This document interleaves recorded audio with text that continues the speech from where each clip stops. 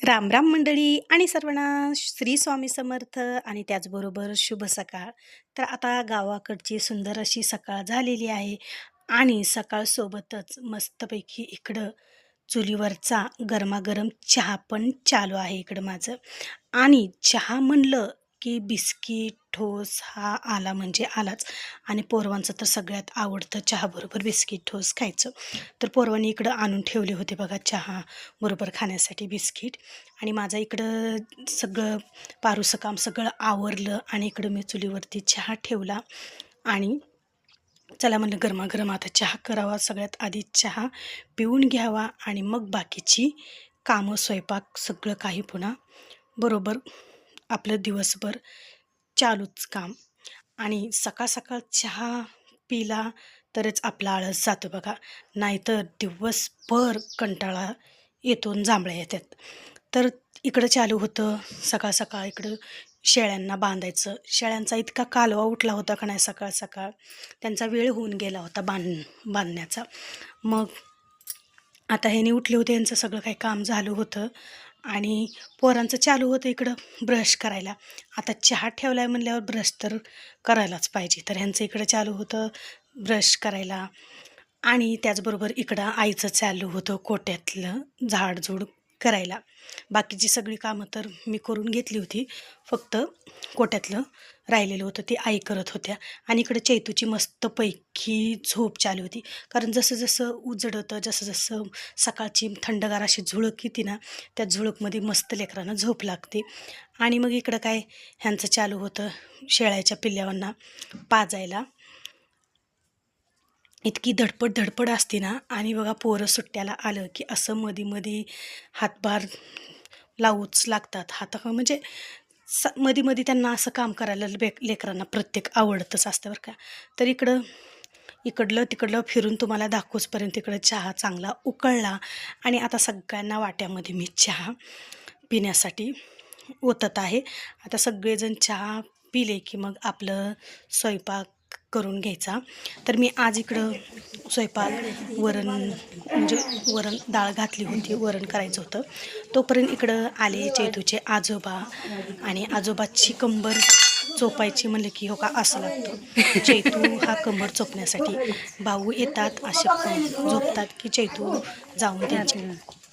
आणि लेकरांना सवय पण पाहिजे असं काहीतरी मोठ्या माणसांना सवय काम करायची. आणि इकडे बघा पोरं डायरेक्ट घरी आंघोळ करायची सोडून शेतात पाणी पुसायला. तिथं पाईपला जाऊन ह्यांची आंघोळ करण्याची मज्जा नसते इकडं चालू होती. आता कडक उन्हाळा असल्यामुळं जितकं आपल्याला गार खाईल, जितकं गार पाण्यात सगळ्यांची चालू होती मज्जा. आणि माझी चांगली इकडं कसरत चालू होती, कारण 15 दिवस आराम केलेली सगळी कसरत माझी आज निघाली. आणि आज होती एकादशी, तर एकादशीमुळे आईची माझी एकादशी होती, त्याच्यामुळे आमची इकडं फराळ चालू होती. आणि एवढे सगळे भांडे मी घासून घेतले, कारण रॅकवरची भांडे बघा उन्हाळा असला का नाही धुरळा फुफुटा इतका येतोय का नाही घरात. सगळी भांडी माझी धुरळ्यानं फुफुट्याने घाण झाली होती. आणि 15 दिवस गावाला गेल्यामुळे त्याच्याकडे दुर्लक्ष झालं की असं होतं बघा. आणि गावाकडून बघा माझ्या बहिणीनं एवढं म्हणजे कुरवड्या, पापड्या, उडदाचे पापड, कुरवड्या, तांदळाचे पापड, 2-3 प्रकारचे हे तांदळाचे वेगवेगळे पापड, त्याचबरोबर शाबूच्या पापड्या, सगळं काही तिनं बनवून ठेवलं होतं. आणि हे सगळं तिनं मला येताना दिलं. फक्त कुरवड्या का नाही मी गेल्यानंतर आम्ही ट्राय करून बघितल्या जमत्या का नाही, बाकी सगळं तिनं केलं होतं. आणि येत्या वेळेस मला सगळं हे तिनं दिलं होतं. तर ते सगळं मी डबे घासले आणि डब्यामध्ये चांगलं व्यवस्थित पॅक करून ठेवलं. आता भांडे वाळायले तोपर्यंत म्हणलं चला साफसफाई करून घ्यावी. बघा हे आपल्या गावाकडचं घर आणि गावाकडचं हे शेतातलं म्हणजे आमचं रानातलं घर आहे हे. तर रानातल्या घरामध्ये बघा आपल्या रानातल्या घरामध्ये जनावराकडे लक्ष राहतं, शेताकडे लक्ष राहतं, शेतातली कामं पण होतात. त्याच्यामुळे इथं आम्ही शेतातच येऊन राहिलेलो आहोत. तर एकदम साधे आणि सिंपल आमचं हे घर आहे. मग घरातली जेवढी साफसफाई करल ना तेवढंच चांगलं असतं. तर जाळ्या ती झालेल्या होत्या, जरा धुरोळा पण बसलेला होता, सगळं काही फडकून घेतलं होतं. आणि मग सगळी साफसफाई झाली, दिवस मावळला. मला 6:30 पावणे 7 वाजले. सगळं माझं घरातली साफसफाई करून, सगळी फरशी सगळी पुसून घेऊन, सगळा राडा काढून, नंतर बाहेरचा वटा झाडून घेतला आणि एकदम फ्रेश आणि निर्मळ वाटायला बघा. घराची स्वच्छता झाली का नाही तर आपल्यासुद्धा मनाला एकदम स्वच्छ स्वच्छ वाटत असतं. आणि इकडे बघा आता सायंकाळ झाली. आता स्वयंपाकाची मिट्टी माझ्या मागे लागली. तरी पण थोडा पसारा माझा लावायचा राहिलाच होता. लाईट गेलेली होती. एवढे सगळे डब्बे घासून रॅकला लावले.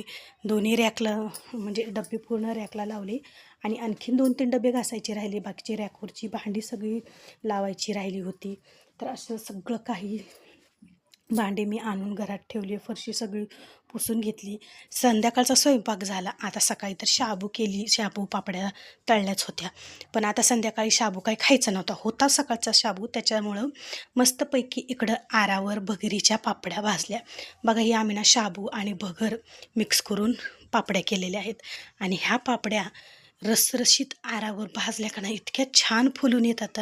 आणि तुम्ही 2 जरी पापड खाल्ले का नाही तर एकदम पोट तुमचं भरतं बघा. शाबू भगर खाण्यापेक्षा सुद्धा ही पापड खायला म्हणजे पापड्या खायला लई भारी आणि इतक्या छान आणि खुसखुशीत लागतात का नाही पापड्या.